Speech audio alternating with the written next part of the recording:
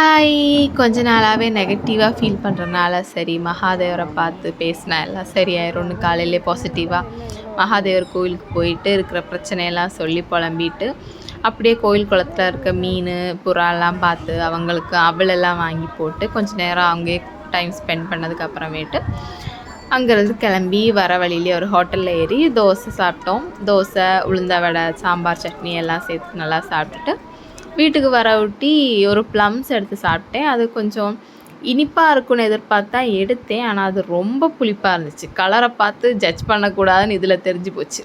அதுக்கப்புறம் அந்த புளிப்பு மாறதுக்காண்டியே ஒரு குக்கீஸ் சாப்பிட்டுட்டு அப்படியே லன்ச் டைம் ஆயிடுச்சு. அப்போ வெளியிலேருந்து சிக்கன் பிரியாணி தான் வாங்கியிருந்தோம்.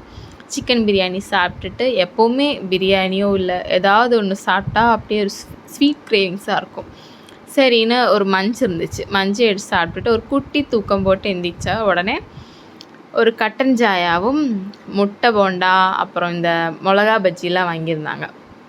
ஸோ அதையும் சாப்பிட்டுட்டு நைட்டுக்கு கோதுமை தோசை சுட்டு சூடாக அது கூடவே மீன் குழம்பு, அதோட கிரேவி மட்டும் இருந்தாலே போதும், சூப்பராக இருக்கும்.